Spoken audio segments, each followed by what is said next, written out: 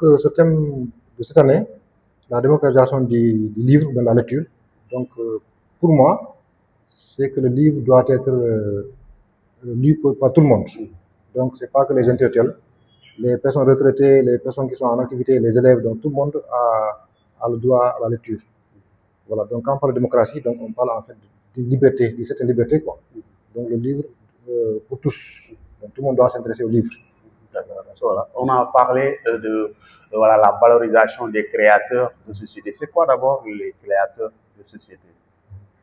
Donc moi, ce que j'entends par créateur de société, en fait, ce sont des gens qui façonnent comment dirais-je, qui modifient, entre guillemets, la façon de vivre, quoi. La façon de voir les choses. Ils font des représentations. Voilà, des représentations, donc une autre vision du monde, une autre vision de la société. Voilà, donc des gens qui innovent. Donc, en fait, c'est comme ça que je vois. Voilà. Et la situation du livre à Kédougou, voilà, de manière générale, le constat est que beaucoup d'élèves ne lisent pas. Donc c'est le même constat, donc partout, donc les gens se plaignent, les élèves ne lisent pas, ne lisent plus. Donc même les adultes également ne s'intéressent plus à la lecture. Donc là également les causes sont multiples et variées. Donc on parle d'outils informatiques, on parle d'internet, voilà, on parle de réseaux sociaux. Donc tout ça sont des facteurs qui entravent, ou bien des facteurs qui empêchent aux gens vraiment de s'intéresser à la lecture. Voilà, donc les responsabilités sont partagées, comme je le disais, parce que les enseignants, les parents, les élèves, donc tout le monde a sa part de responsabilité. Donc un parent qui veut que son enfant aime la lecture doit acheter au moins un livre pour son enfant.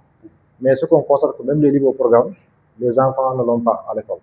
Donc souvent ils disent que bon, moi j'ai pas de livre. Et pourtant ils ont des portables qui coûtent très cher, mais ils n'ont pas le prix d'un livre.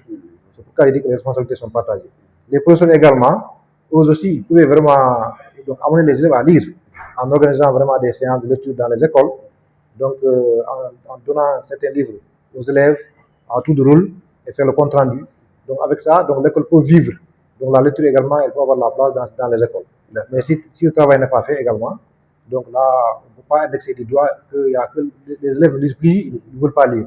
Alors que nous, en étant des acteurs du système, donc on ne montre pas la voie aux élèves pour qu'ils s'intéressent à la lecture. D'accord. Il y avait aussi des génies en herbe. Bon, ça reste, mais la dynamique n'est pas la même chose. Autant c'était de grandes compétitions au niveau de l'école, au niveau de la commune, au niveau départemental et même régional ou même au niveau national. Ce n'est plus le cas. Ça aurait pu peut-être aider les élèves qui voudraient avoir des prix ou bien de gagner, d'aller à la Souboukiné. Absolument. Avant, il y avait des compétitions de génie en herbe, mais maintenant, les gens le font, mais pour les fausses cours. Donc, ça se limite à l'école. Alors, avant, bon, j'appréciais tellement l'émission qui passait à la RTS, donc là, vraiment, il y avait des compétitions, donc les régions allaient à Dakar, donc voilà, pour compétir. Donc là, également, ça fait vivre vraiment la littérature, bon, la culture. Mais de nos jours, les génies en herbe se limitent seulement à l'école quand il y a fausse cours et puis c'est fini. Même ça, également, il n'y a pas tout le temps des séances. Donc même s'ils font ça, après c'est 2 à 3 séances et puis la finale. Donc là, c'est pas élargi quoi. On devait élargir ça. Il y a un manque d'exigence aussi parce qu'autant même pour participer dans la troupe théâtrale de l'école, il faut être parmi les meilleurs, les bons élèves qu'on sélectionne. Et même dans l'équipe de football, l'équipe de basket, c'est ces rigueurs qui manquent un peu. Absolument. Avant, il y avait la promotion de l'excellence. Donc pour faire partie vraiment de ces actes d'activité, il faut être excellent. Donc c'était la concurrence. Parce que tout le monde aussi, et puis là également, ça va pousser aux élèves également de s'intéresser. Donc s'ils sont intéressés, par exemple, s'ils veulent par exemple participer à ces séances de génie en herbe, donc ils savent qu'il n'y a que les meilleurs qui sont sélectionnés, ils vont s'adonner au travail. Donc avant, c'était vraiment la promotion de l'excellence. Mais de nos jours, donc là, s'intéressent à ces activités-là. Dans la région aussi, il y a des bibliothèques dans les écoles, mais ça reste, les gens demandent qu'il y ait des bibliothèques renforcées, surtout en œuvre au programme et des œuvres de manière générale. Absolument, c'est ce que je disais. Donc, dans les bibliothèques des écoles, en fait, ce n'est pas des bibliothèques, ce sont des dépôts de livres. Parce que bibliothèque, bon, c'est grand, il y a des livres au programme, il y a beaucoup de sortes de livres. Mais là, on voit qu'il n'y a que des livres qui sont hors d'usage, voilà, donc des romans classiques qui n'ont rien à voir avec nos sociétés. Bon, c'est vrai que le livre est intéressant, tout livre est intéressant. Mais quand même, bon, les élèves également, ils préfèrent les livres qui sont en contact direct avec leur milieu. Voilà. Maintenant, quand on parle d'œuvres au programme, les écoles doivent fournir leur bibliothèque en œuvre au programme. Voilà. Et puis, toutes les classes ont des œuvres au programme, hein, de la sixième à la terminale. Voilà. Mais les gens croient qu'il n'y a que la troisième et la terminale qui ont des, livres, des œuvres au programme. Donc, il y a beaucoup de, voilà, donc, de livres qu'on doit donc, amener dans les écoles, voilà, pour pouvoir donner la chance aux élèves de lire. Voilà. Là également, les chefs d'établissement également, en complicité avec les professeurs, doivent vraiment aider les élèves à lire, en organisant des séances de lecture, voilà, en donnant des livres aux élèves et attendre le compte rendu. Donc s'il y avait tout ça, je sais que donc, la lecture serait un produit, voilà, prisé dans la région. Mais mes races s'intéressent à la lecture.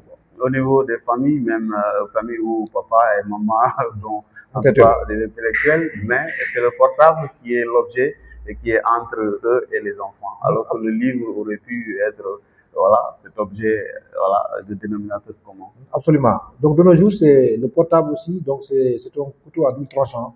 Il a des avantages, mais il a des inconvénients. Donc les inconvénients, c'est qu'on élève maintenant, il préfère le portable au livre. Et pourtant, le portable est plus coûteux que le livre. Donc moi, souvent, je le dis aux élèves, ils m'ont dit que monsieur, on n'a pas de livre, j'ai pas les moyens pour acheter le livre au programme. Je dis, pourtant, vous avez un portable. Et parfois, vos portables sont plus chers que ceux des professeurs. Pourtant, votre portable, là, vous pouvez en avoir beaucoup de livres. Voilà, mais ils ne sont pas intéressés.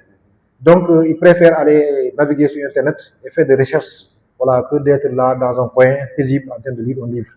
Voilà, donc, d'accord. Est-ce qu'à Kédougou, il y a assez d'écrivains, il y en a pas, vous êtes là, mais est-ce qu'il y en a assez? En tout cas, l'environnement, en tout cas, est propice parce que voilà, la région, comme elle est configurée, normalement, ça doit être facile d'écrire. Moi, je me dis que la région de Kédougou devait avoir beaucoup plus d'écrivains au Sénégal que les autres régions. Parce qu'à Kédougou, il y a beaucoup de choses à dire. Bon, la dernière fois, je me suis aventuré à voir s'il y a quelqu'un qui a écrit un livre sur l'or. Bon, j'ai pas vu. Je dis que pourtant, l'or de Sawoudela, de Mako, tout ça, les gens en parlent, mais aucun écrivain n'a parlé de l'or. Voilà, je dis qu'à Kédougou, il y a beaucoup de choses à dire. Les valeurs culturelles, les montagnes, les monts, il y a beaucoup de choses à dire. Mais malheureusement, on ne fait même pas une dizaine à Kédougou. Les écrivains, on ne fait même pas une dizaine. Et pourtant, Kédougou a beaucoup d'intellectuels, mais les gens ne s'intéressent pas à la lecture. Moi, je me dis que si, bon, tout le monde peut écrire, hein. Donc, l'écriture, c'est pas diable, quoi. Mais peut-être c'est une question de passion. Voilà, mais sinon, tout le monde peut écrire. Tout le monde a des choses à dire. Voilà, mais les gens, ils ne s'intéressent pas à la lecture. Ils préfèrent vraiment, bon, même lire. Bon, les adultes aussi, on parle des élèves, mais même les adultes aussi, maintenant, ils ne peuvent pas terminer un livre. Voilà, donc parfois ils commencent, ils ne terminent même pas, ou bien ils ne lisent plus. Voilà, donc c'est pas comme avant. Avant, tout le monde lisait, mais maintenant, rare sont des personnes qui s'intéressent au livre. C'est plus qu'à nous qui vendons nos œufs, on le constate. Parfois, on amène, on stocke, mais le stock là, ça peine à finir. Voilà, donc c'est ça, alors que ça devait pas traîner. Voilà, donc c'est pour montrer que la lecture elle n'est pas appréciée maintenant. D'accord. Il y a voilà, une idée que les gens avancent, oui, pour se développer, il faut des sciences, mais est-ce que sans une base de la langue comme le français ou bien l'espagnol entre autres, est-ce qu'on peut bien comprendre les sciences? C'est pourquoi moi je ne suis pas d'accord avec cette politique qui dit qu'il faut faire la promotion des sciences. Moi je dis que les sciences et la littérature, c'est comme les deux pieds, ça va ensemble. D'ailleurs, on a constaté que les meilleurs élèves en sciences, ils sont bien dans les matières littéraires. Voilà, donc la littérature, c'est la base de tout. Maintenant, si on fait savoir aux élèves que donc, les sciences sont plus importantes que la littérature, donc s'ils négligent la littérature, ils auront des problèmes avec la science. Donc, c'est deux choses qui vont ensemble. Donc, c'est deux choses qui vont vraiment de pair. Voilà, donc, favoriser les sciences au détriment de la littérature, donc ça, c'est une erreur. On est au monde de l'IA, l'intelligence artificielle. Est-ce qu'il n'y a pas d'écueil, il n'y a pas une certaine peur pour que ça vienne accentuer ce désamour envers la lecture déjà avec le portable numérique? Mais quand l'IA qui arrive encore, est-ce que ça ne va pas accentuer cette paresse? L'IA, en fait, l'IA, c'est un outil qui est là, je peux même dire que les inconvénients sont plus nombreux que les avantages. Parce que maintenant, ça rend paresseux. Donc, l'IA, ça rend paresseux. Par exemple, un livre qui fait 200 pages, l'IA peut résumer ça en 2-3 pages. Vous avez vu, bon, les gens, ils ont maintenant la paresse de réfléchir. Maintenant, tout ce dont ils ont besoin, il suffit seulement d'un clic et avoir le résultat. Les gens maintenant ne réfléchissent plus par eux-mêmes. Ils préfèrent vraiment balancer une question et l'IA va faire le travail à leur place. Donc moi, je vois que si ça continue comme ça, les gens ne vont plus réfléchir. Donc les gens auront la paresse intellectuelle. Donc l'IA vraiment a des avantages, mais les inconvénients sont plus nombreux que les avantages.